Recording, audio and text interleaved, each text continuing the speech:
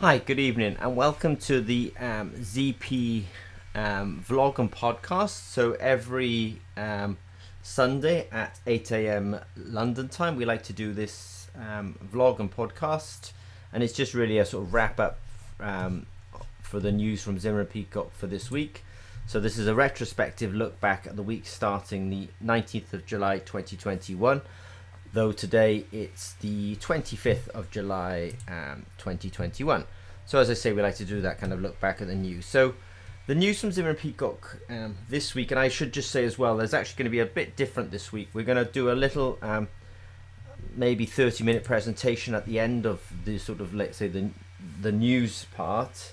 And so I'm just going to give a sort of surprise presentation as well. But anyway, talking about the news, we have put out a little bit of an advert this week, or a little bit of a note that, look, at Zimmer and Peacock, we are growing quite rapidly.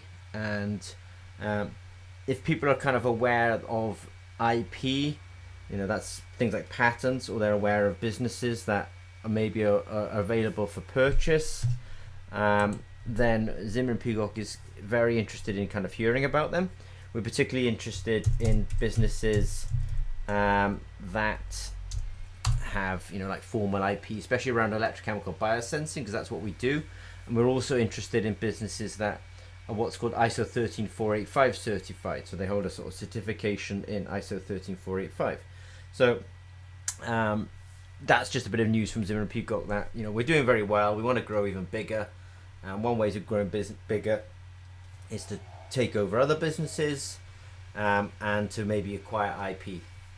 So thanks for coming along online this evening, AFTAB. So some of the articles and information might be useful to you. We're also looking, when I say we're looking for a CEO, this is a bit sort of tongue-in-cheek. But at Zimmer and Peacock, hi Hasim. At Zimmer and Peacock, we've been growing this nitrates project. It's been going on for a good year now. It's got another year to run.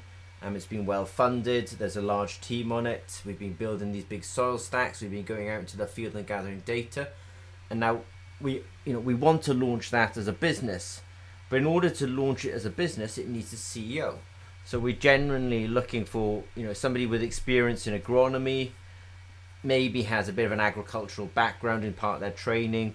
Market experience in agriculture is super useful.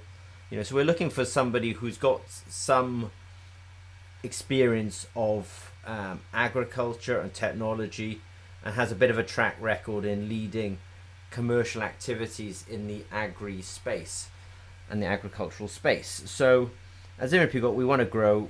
We know we can only grow if we get good people, and so we are looking for a CEO for that particular position. So ZP AgTech is essentially looking for a CEO to lead us in the next stage of growth. So that might be kind of interesting, and if anyone knows of anyone, let them know that we're looking. So we are looking for a CEO for that.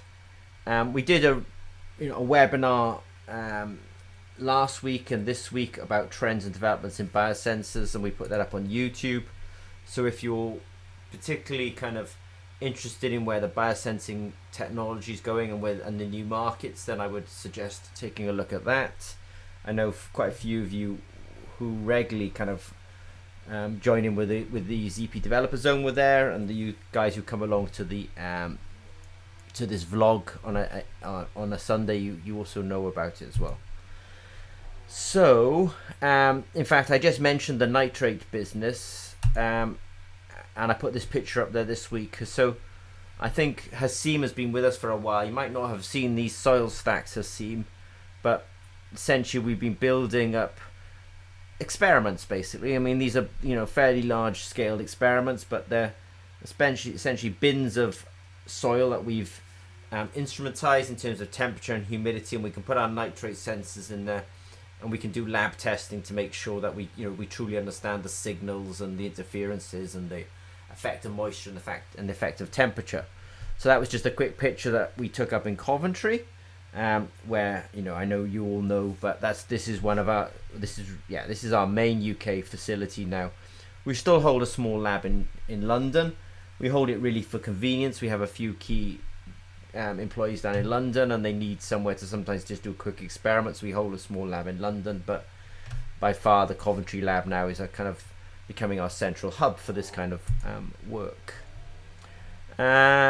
We did a good webinar on Thursday, so every Thursday 8 a.m. without fail we have a ZP Developer Zone webinar. This week we went through the forum questions, which we do every week, and I think we talked about immunosensors, nitrate sensors. We answered questions on sweat sensors, so we had a busy old webinar on Thursday at 8 a.m. So just want to touch upon that. Now this is also quite exciting news. ZP in India, we're now being represented by Technando. Technando has a very strong leader in terms of technical capability, and also a very strong understanding of the kind of Indian market. So we've delighted to have partnered up with them and have them now as our sort of primary contact into India. So if you go to their website, which I just have, you can have a chat with those guys and get online with them.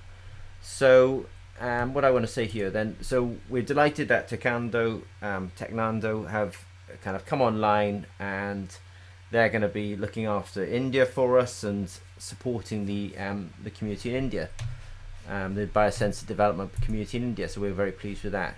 So that was the news, if I think rightly, from Zimmer Peacock for this week. But I wanted to do something a little bit different now. I'm actually going to just give you a quick, well, I say quick, it might be, I don't mind if you want to go off and make a cup of coffee now, because I'm going to do a bit of a presentation. So tomorrow there is the, how would I describe it? There's the Biosensors Congress 2021. So the Biosensors Congress 2021 is probably one of the biggest kind of conferences or congresses on biosensing this year. It was Biosensors Congress was started by a gentleman called Professor Tony Turner, and Zimmer Peacock will be chairing the summer school tomorrow. Now, as part of our duties, we're actually going to be giving a presentation. Now, I've actually prepared the presentation, and I've been refining it the last few days. So I just thought I'd give it to you guys this evening. So, like I say, if you want to go off and make a cup of coffee, make a cup of tea, I won't be too offended. But we've got to give a presentation tomorrow. I thought it would be fun to give it to you guys this evening. So just bear with me, and I'll go through a presentation. Like I say, it will be given tomorrow at the Congress. But if you haven't got a ticket, then I'll just give you a quick introduction to it here. So tomorrow we're going to speak about a life in business. The whole workshop is around commercializing sensors. So let me just give you some perspectives from a life in business, and I've called it subtext here is il buono, il brutto, il cattivo, which is the good, the bad, and the ugly. So I've sort of stolen the title for my presentation from a film starring Clint Eastwood, directed by Sergio Leone. But I think the good, the bad, and the ugly, il buono, il brutto, and cattivo.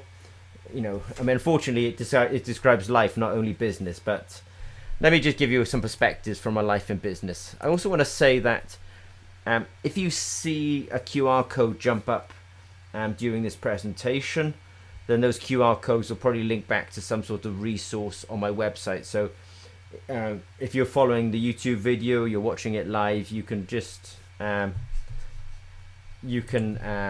your phone up if you've got a QR reader, and that will read it and redirect you. But anyway, let me carry on now. So I think a life in business, if I was to kind of describe it, in 5 words, it's definitely fun. Why would we do it? It can be pretty brutal. Business can be a brutal thing, and it's the dark side of things are not touched upon too much. So if I'm going to call something, the good, the bad, and the ugly, then we are going to have to talk about the bad and the ugly. So it can be fun, it can be brutal, it can be rewarding, it can be emotionally quite rewarding. It can be a financial nightmare. I mean, running a business and being profitable and not being concerned about money, pretty rare that these things are not a problem.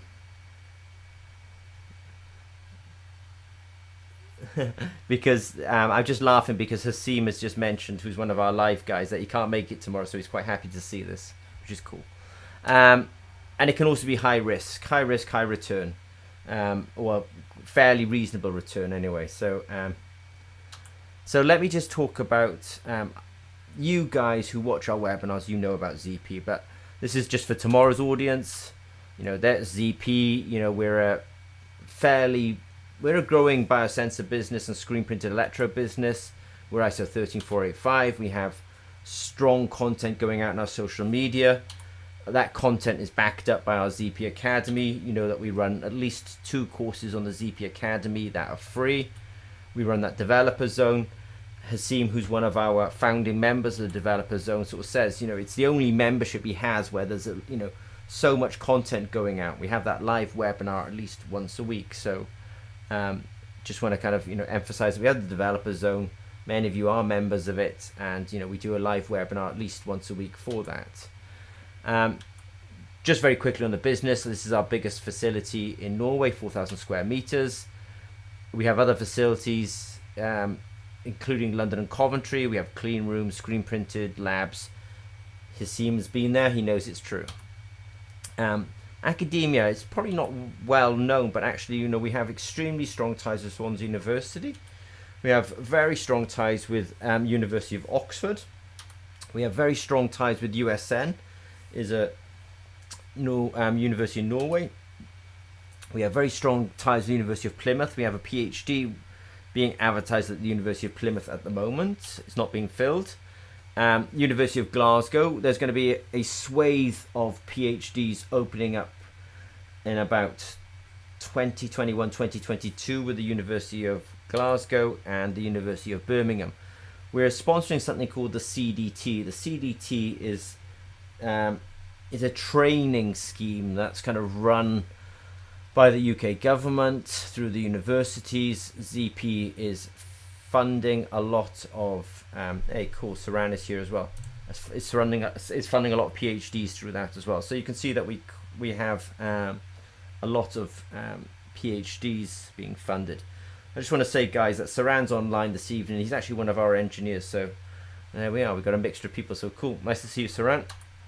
And the University of Newcastle as well. So one of the University of Newcastle, for example, I've just committed £27,000 to the University of Newcastle so that one of our ZP Developer Zone members can start working with them and working with us. So I think it's fair to say we put our money where our mouth is.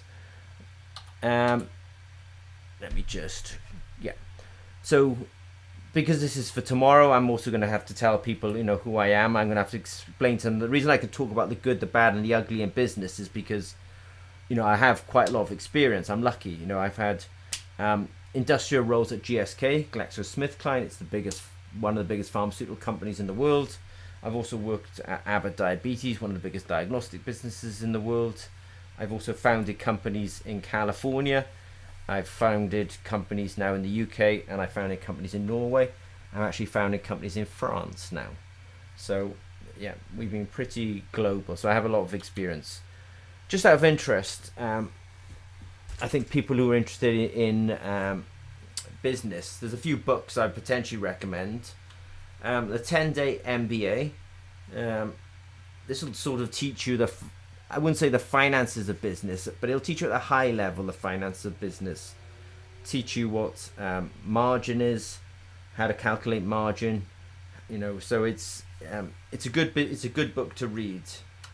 I think other books that I would read if I was going to sort of talk about business, How to Win Friends and Influence People by Dale Carnegie. This book was written about 1936, and it's really stating the obvious. But stating the obvious is, be nice to people, be polite, be respectful to people, because how you treat others is how you will be treated yourself. And I think it's just an important book, and I think that not everyone in business has read it. Crossing the Chasm by Geoffrey Moore. I will touch on this in a few slides, but essentially Geoffrey Moore teaches us that you can get products onto the market, you can even sell some products on the market, but you will have to accept some dips in sales along the way, and if you're aware of them, you can deal with them. There's a book called Hunting the Deceitful Turkey by a guy called John Smith. I will give you some more information about this, but anyone who's interested in continuous glucose monitoring can find this book online, and it's well worth the read. By the way, it's free. And another book that's kind of useful is The Tipping Point by a guy called Malcolm Gladwell, and I'll be referring to that book in a few slides from now. So the talk is essentially about the good, the bad, and the ugly in business, and it's probably good to go into business in a fairly prepared way. So these 5 books are not bad starting points. The one you could probably leave out is Hunting the Deceitful Turkey, unless you're specifically yeah, there we are. So Aftab's read How to Win Friends. It's a really nice book. Yeah, it's completely true. I mean, it states the obvious, but just teaches us, common manners will get you a long way in business, and trying to be helpful will get you a good long way. So you should read them all. And Hunting the Deceitful Turkey is the only one you can probably skip. Now, the 10-day MBA. So once upon a time, there was a real sort of there was a mythos that an MBA was probably a necessity for business. I'm not so sure that's true. I mean, I've gone around and looked at people like Elon Musk and Mark Cuban. Elon is obviously needs no introduction, but Mark Cuban is another sort of US billionaire. Sheryl Sandberg is I think the COO or the Chief Operating Officer for Facebook. I think she's essentially effectively acting as the CEO. But so I had a look on people's comments on the necessity for an MBA. What I would say is read the book. You don't necessarily need to go off and get that MBA, but some of the comments that I collected from these people it can be a little bit damning, but I'll put them in context. So I think it's a good idea to have read this book. It's about a 24-hour read. But what an MBA course doesn't do, it doesn't teach people how to create companies. It possibly teaches you how to run certain types of companies, or to the language that you might need at the board level in certain types of companies, but it doesn't teach you the fundamental. You can't teach somebody how to create a company. You can tell them, you can show them the way, but you can't really teach it.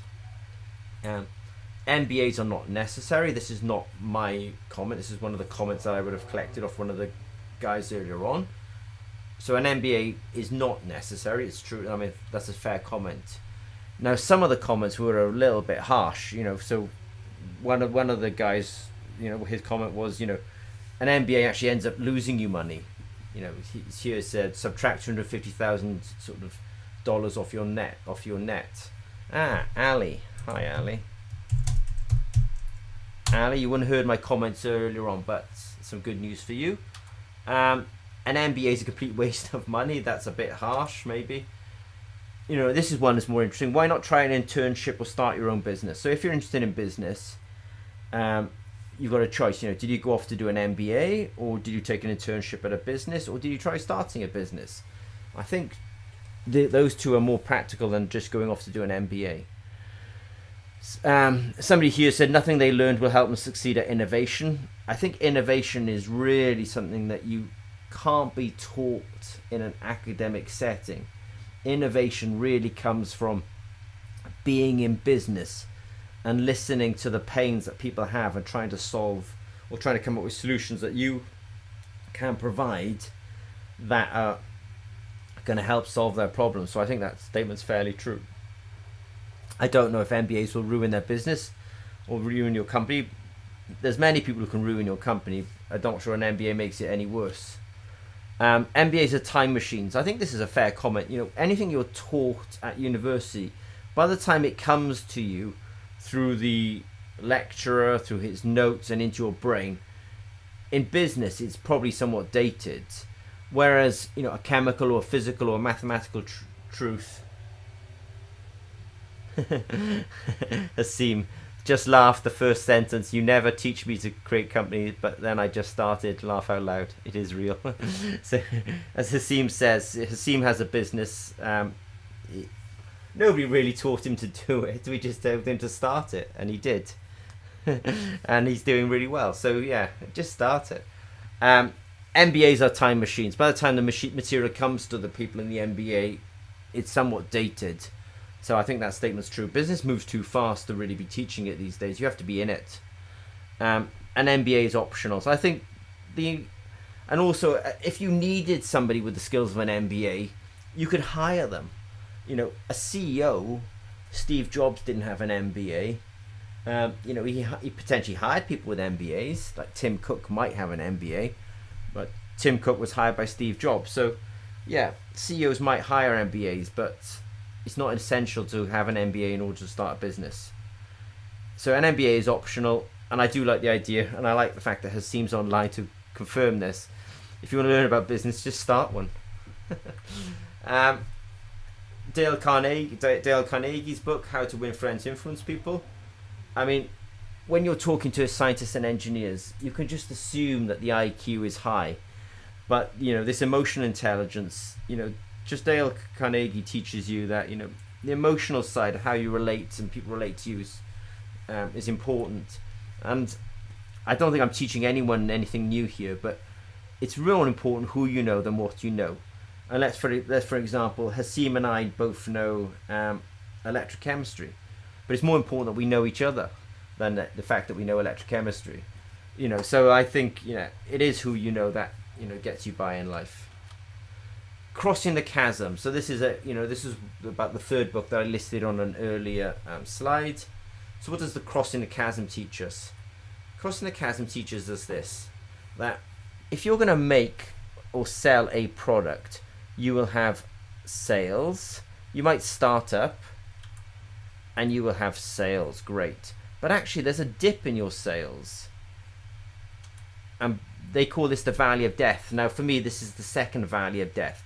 The first valley of death is most ideas never leave the university. That's the first valley of death. But the second valley of death is where the ideas have left the university. And Geoffrey Moore says you might start a business and you might even be developing and you might even be selling it. But at some point on the way, there's a big chasm where you'll stop selling.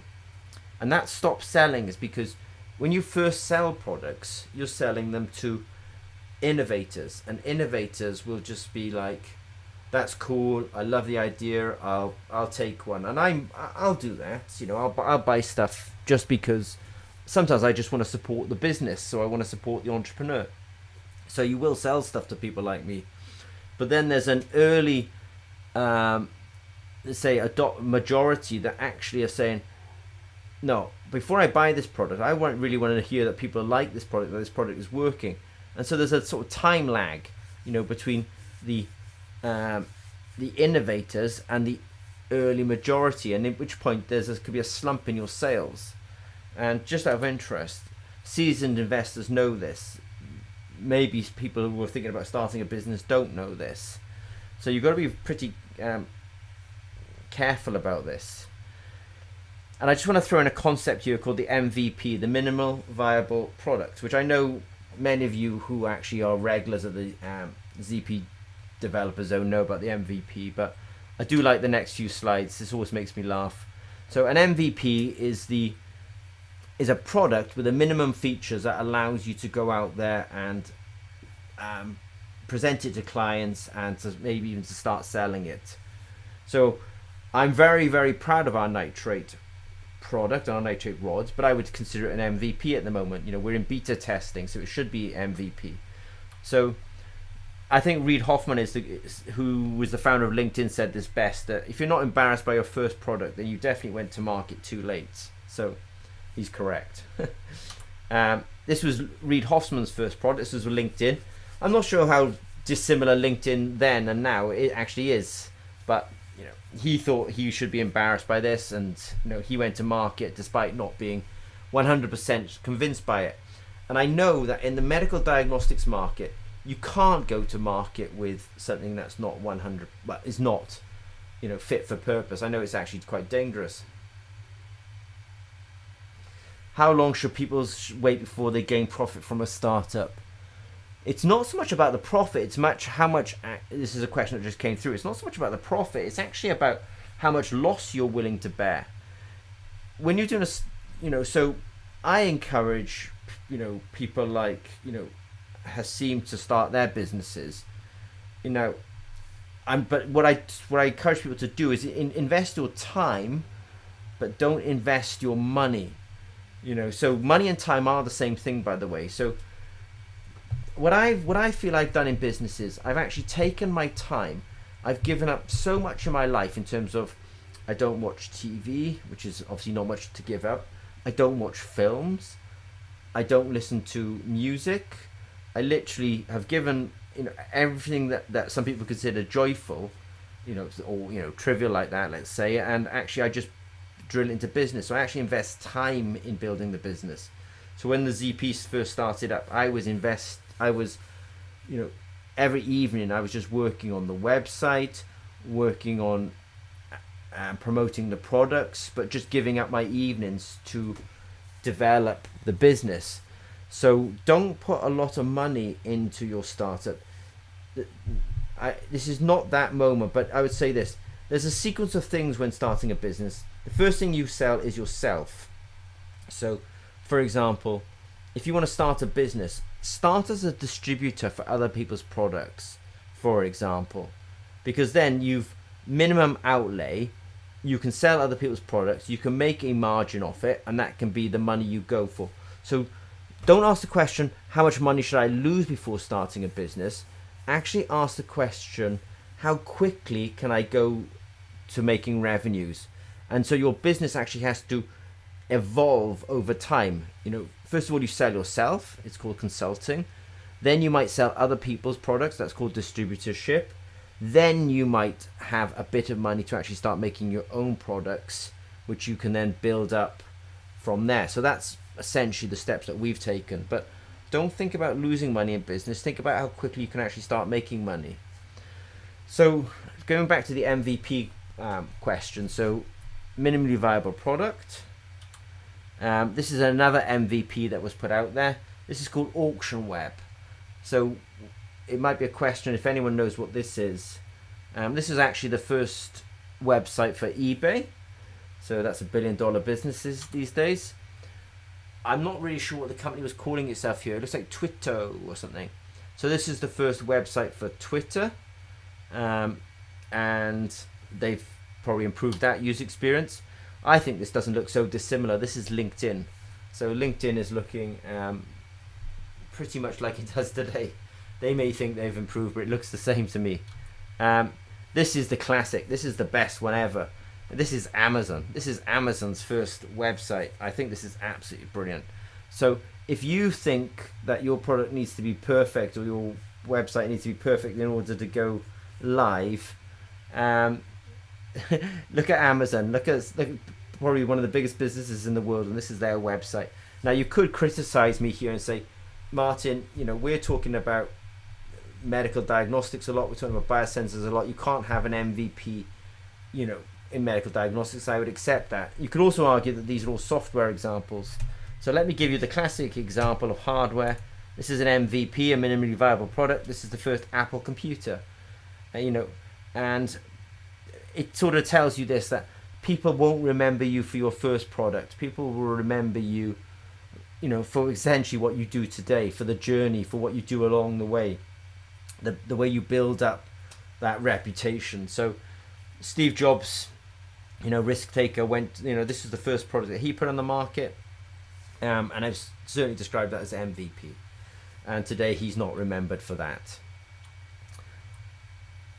So I also said there's another book, if you're particularly in biosensor space, it's probably worth reading, Hunting the Deceitful Turkey by a guy called John Smith. I won't say any more about this today. But I am meant to be talking about the good, the bad, and the ugly in business. So your experience in business can depend on who you are and where you are. So what do I mean by that? So if you're an employee or an employer, then obviously your experience is different. And if you're an employee in a small company, that's one experience. And if you're an employee in a big company, for example, I worked at Glaxo Wellcome, it's now GSK, but it was Glaxo Wellcome, that's a different experience. Now, if you're an employer in a small company, that's one experience. And if you're an employer in a big company, that's a different experience. So it's just to say that the answer to the good, the bad, and the ugly in business sort of depends on who you are, where you are, who you are, and where you are in your position, in your career, and where you are in terms of the size of business. So I can personally talk about being an employee in a big company. I can talk about being an employee in a small company. I can talk about being an employer in a small company. And I can probably now talk about being an employer in a medium company, because fortunately ZP is on that cusp of going from small to medium. So I can talk about several of these combinations. What I can't talk about is being an employer in a big company. But watch this space. So being an employee in a small business, I think if being an employee in a small business, personal experience, you'll learn a lot and a lot faster. You do everything in a small business. I think it's really great for learning a lot. Now, one of the downsides is, unless that business is growing, there is little room for career progression. So if you join a 30-man company that's been a 30-man company for 30 years, there's really not much room for progression. It's going to be a very slow, pace.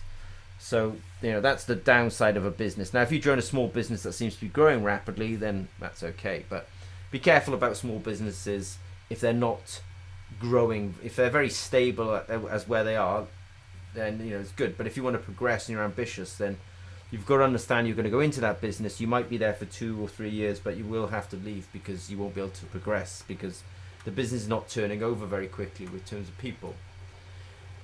Now, small businesses can also mean startups. So if the business is pre-revenue, then that one day the job can or will just disappear. I mean, 90% of startups don't survive. So if it's a small, exciting startup and you're all, it's great, know what it is though, because one day the business could just be gone. That's the nature of startups. If the business is in revenue, then the job is more secure. A business that knows how to make money, as long as nothing dramatic happens, the sort of founders and the CEO are in place and everything's fine. But again, you can be in revenue, but if the business is not growing, then again, you're not going to get the career progression. So it's a bit of a downside for being in small businesses. On balance, I prefer small businesses because you learn a lot and you learn a lot faster. Being an employee in a big business, I've been there. It's a fairly secure job, but when I think about it, some of the big businesses I've been in, they've both had rounds of redundancy. So big businesses, secure job, I think it's no secret anymore, that's not a secure job.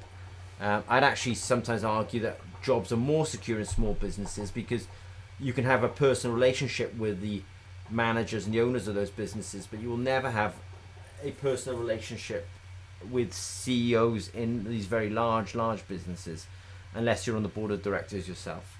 So fairly secure job position, often good benefits because these businesses, essentially you've got an HR department that also benefits from the benefits, let's say. So the HR department will set up good benefits, they benefit from them, and by the way, the rest of the business benefits from them as well. So there are good benefits in working in a big business in terms of pensions and stuff. There is a chance of progression. Big businesses, people are coming and going all the time for natural reasons, so there's a chance of progression. There's a lot of politics in big businesses. There's politics in small businesses, but there is a lot of politics in big businesses, and this politics increases the higher you go. You have to be a good politician to do well in a big corporation. I think it's difficult to make a big impact in a big business. If you can make a big impact in a small business, if you're one of 30 people, you can make a difference. If you're one of 85, you can make a difference. When you're one of 25,000, it is harder to argue that unless you really get into directorship positions and CEO positions, you can influence, let's say, but making a big impact is pretty unlikely. And I even, once upon a time, a scientist at the bench could make a big impact in the pharmaceutical business. He could make, or she could make that blockbuster drug, but I think even that is a sort of rarer situation these days. There's much more teamwork. In biosensors, to be the lone genius to make a big impact, probably unlikely. It has to be a big team effort anyway. So difficult to make a big impact in a big business. You think that big business will be rational, but it's like, any kind of human organization, there is a lot of emotion flying around as well. And you may find others taking credit for your work. This happens, I think, a lot in business. Maybe it's not just restricted to big business, but I've seen it happen, that people who did a good job and maybe invented something weren't recognized for it. So it happens. I can talk about being an employer in a medium-sized business. That's what ZP is. It's enjoyable.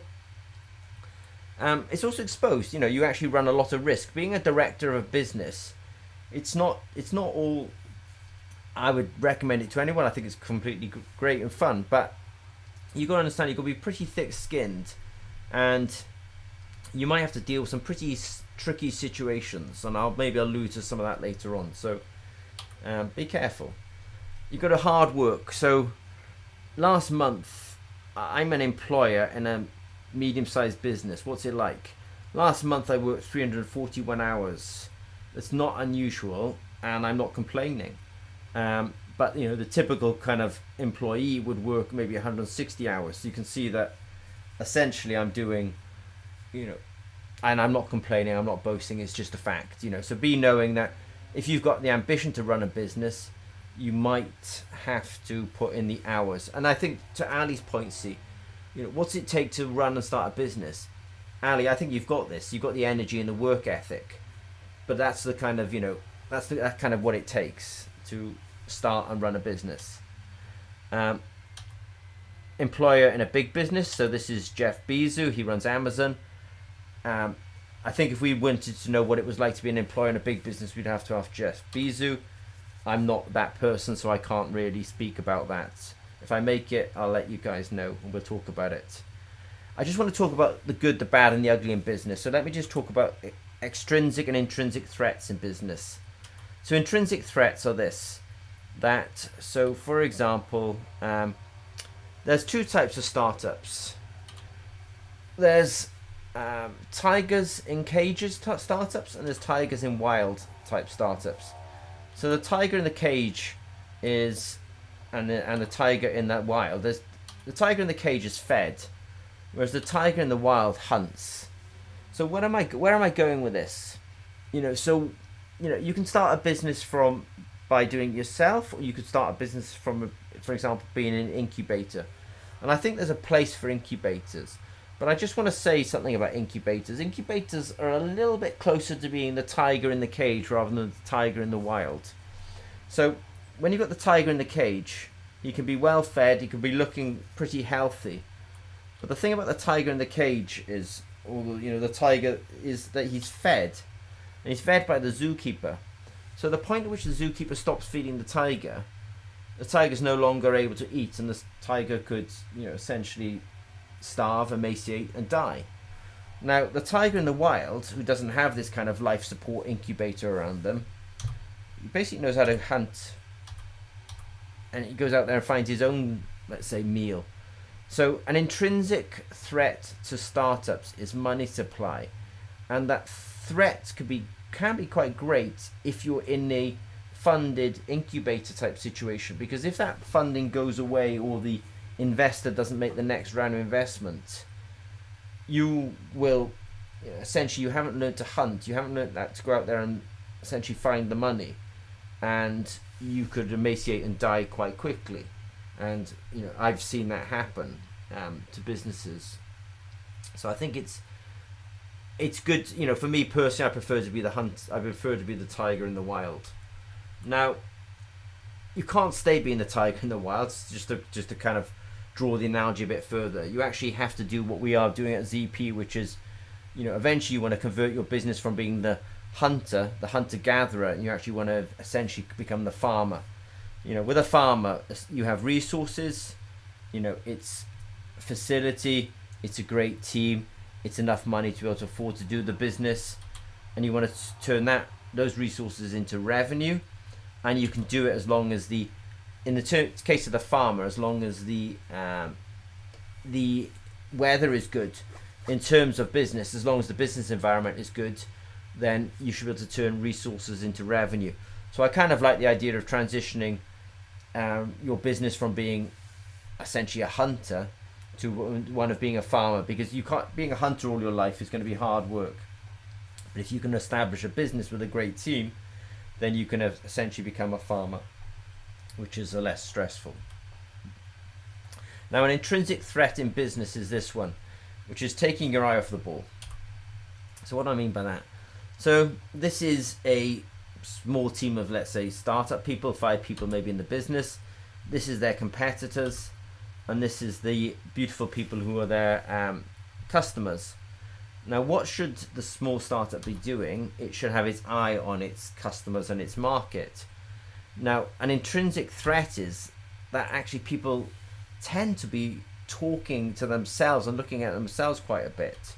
And you really shouldn't be doing this. You should be looking at the clients and talking to the clients and talking to the collaborators.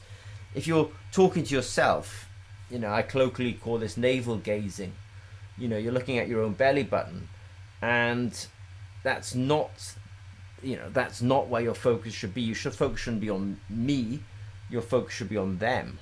Now, in this mix, there's another group of people, which is your competitors. Should you be looking at your competitors? I think your instinct would say you should be looking at your competitors. I'd say you've only got a certain amount of bandwidth. Don't look at your competitors.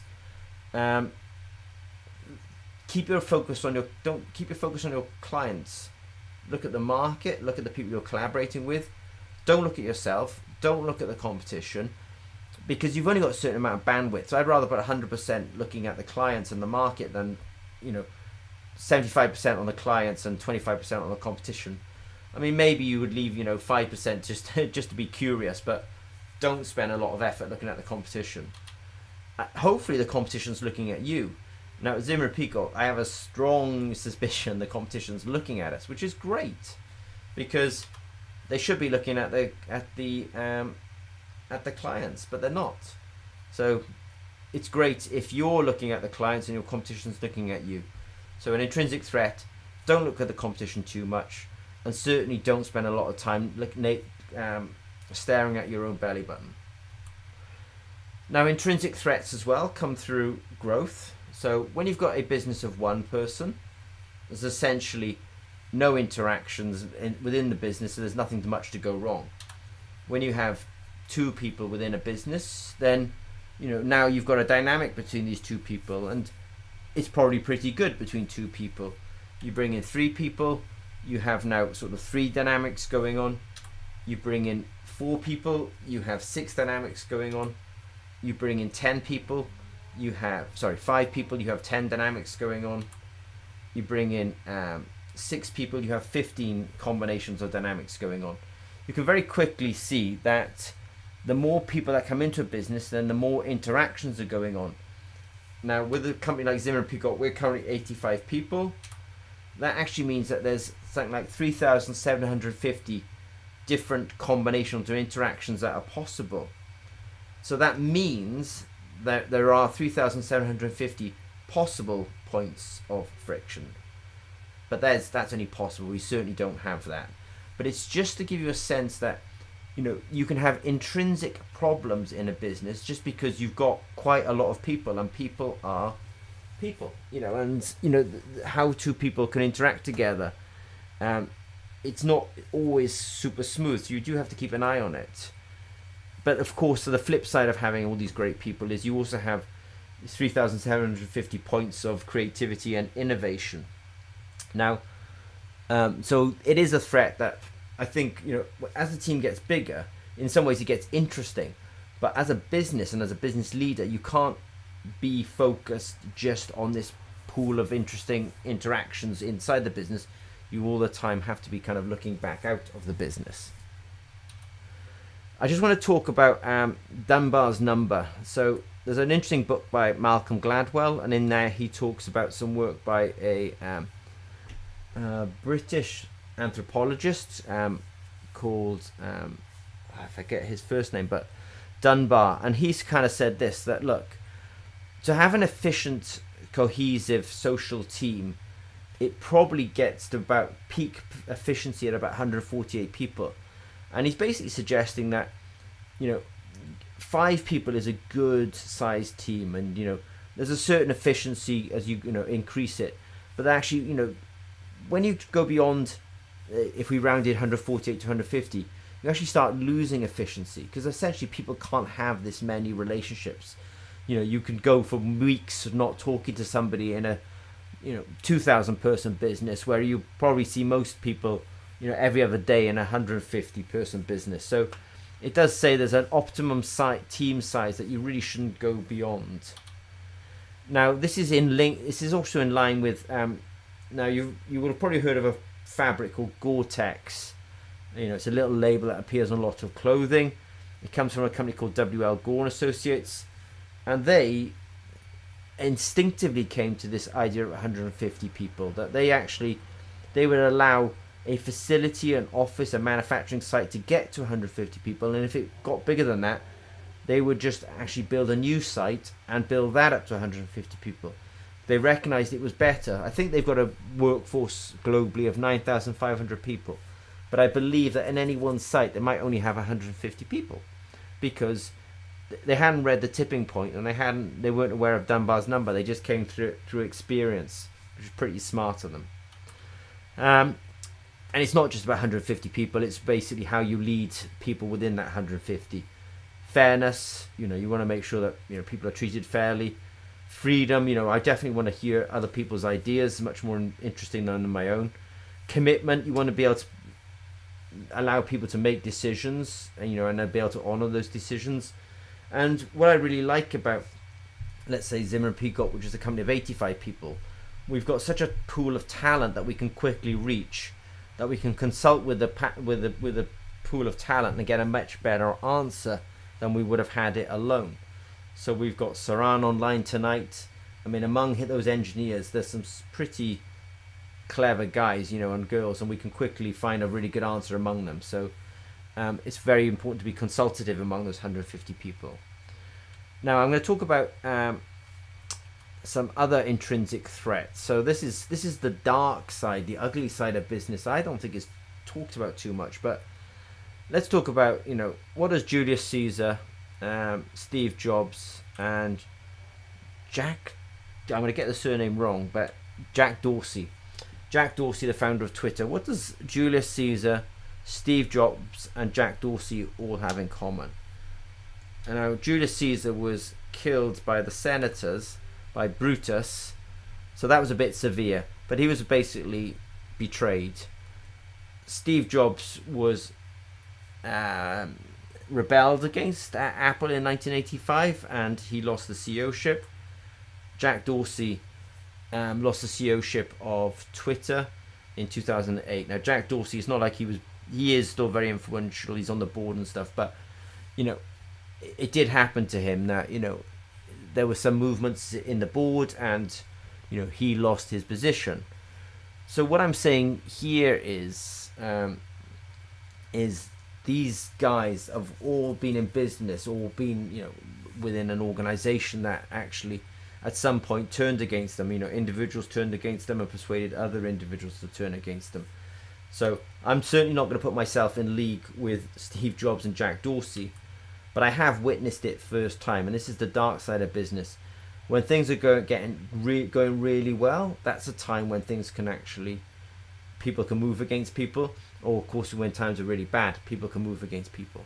So you've got to understand that if I'm going to talk about the good, the bad, and the ugly, there is an ugly side. Now most of it doesn't go the way of Julius Caesar and killed by the senators, but people, if Steve Jobs can be, let's say, fired from Apple, then you can see it can happen to anyone. Now there are also extrinsic threats in business. So we got passive threats and we got active threats. What do I mean by a passive threat? So I've kind of invented this term myself, so I don't mind being corrected on it.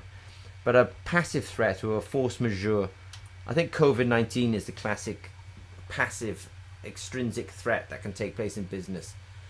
I know Bill Gates saw this coming, but the rest of us didn't see it coming. But COVID-19 came, and it could have, put us out of business. It could have put a lot of people out of business. It could have put ZP out of business, for example. But so how did we survive COVID-19? first thing we did was do something in business called pivot. So pivot, essentially, you have a business plan, everything's going fine, the world suddenly changes on you, or you realize it's not going to work, and you have to quickly move on it. So we had a very good client called Exhalation. They have an excellent technology for chronic obstructive pulmonary disease. COVID-19 came along and it completely messed the entire development market, but they're led by a very courageous and creative CEO, and along with us they pivoted the business and they actually went after COVID-19. So how do you survive the unexpected? You have to have intelligence, and you have to be able to be brave and move quite fast. So, Exhalation Health, they went after COVID-19 on the breath when everyone else thought was not even sure that was actually going to work, but they did it. So good for them. How do we survive COVID-19? It's good to be international in business, have an international perspective. The fact that we had strong sales in the US and many locations in the UK and Norway. When one country goes into lockdown, the other country's not in lockdown, and vice versa. So that really helped us ride the COVID-19 extrinsic threat to the business. We were very lucky. We were very on top of cloud computing. So going into the business, people could still go home and be almost as effective as if they were at work. And we've always been online meeting.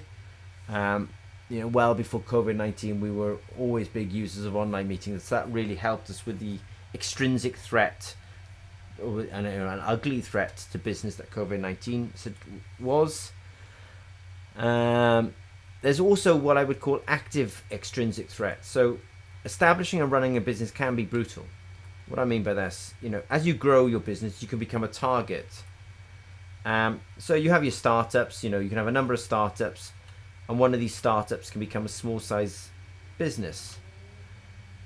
Now, in the medical space, for example, there are billion-dollar businesses out there. Now, do you really think that every billion-dollar business is happy to see these new startups and these new businesses growing? No, not really. They could actually be existentialist threats to those big businesses. So you can do your startup, but at which point you're not really a threat to anyone. There's a point where your business become a small or even medium-sized business and start gathering the attention of these large corporations. And so these large corporations can essentially try to interfere with your own business. So at which point you're going to have to be you're going to have some money, so it's good to be profitable. You're going to have some intelligence, so it's good to have smart people and smart team, and you better have some nerve, because it can be quite intimidating with these large corporations. So it's the dark side of business which nobody really talks about. But startups are all happy and merry. You grow yourself to a certain size, but there's a whole ecosystem above you that's not necessarily going to welcome you around the table, and you have to kind of fight your way to the table. Money, intelligence, and nerve is what you need to survive this. So after all that, you might ask, well, why start and run and grow a business? And it's this simple. Me personally, it's always been an ambition. I think from the age of 7, as far back I can think, I was always being in business. Addicted to the process. I spoke about doing about 320 hours a month. Definitely, finding it very enjoyable. I think it's very interesting. You can freedom to create a role in life that you want. So rather than it being dictated to you what you necessarily will do as a role, you can shape the role to fit yourself. So it is quite an attractive thing to be able to do. You can reduce the politics at work. I think one of my biggest frustrations through my career has been to see the amount, unfortunately, of politics that goes on. But of course, if you're aware of it and you've been through it, then you can try to minimize it. And in your own business, you can try and if you've had a career and experience, you can try and think what was good in all those businesses and what was bad in all those businesses, and you can try and make a point of making sure that your business is a nice place to work as a minimum. And I think business is a way to improve the world. So how do you improve the world? You try to be the best person you possibly can. You can improve the world for society by being a politician. you can also improve the world by trying to be a good business guy and put the resources into things that will help other people. So that's one of my motivations for business. As Nietzsche said, was macht nichts umbringt, macht nichts starker. And what he was saying here is, what doesn't kill you makes you stronger. It's definitely something in business that, it can be brutal. If you survive it, you'll be stronger. But life, I mean, you shouldn't say business and life can both be that. But, again, if you can survive these things, then, you will be a stronger person for it. And I think this is an important one, is how you treat people on your way up in business will be how you are treated on your way down. So in business, you can come up, you can fall down. You can come up, you can fall down. You can come up, you can fall down. So you've got to accept that. And that's why it's important to actually treat people well on your way up.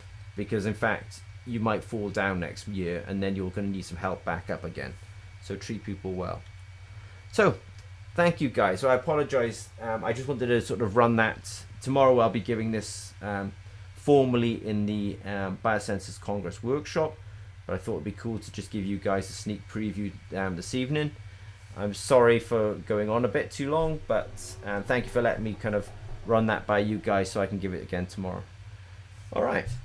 I will say good evening to you guys. So thanks very much, and I will speak to you. Speak soon. I'm just giving you typing a message. All right.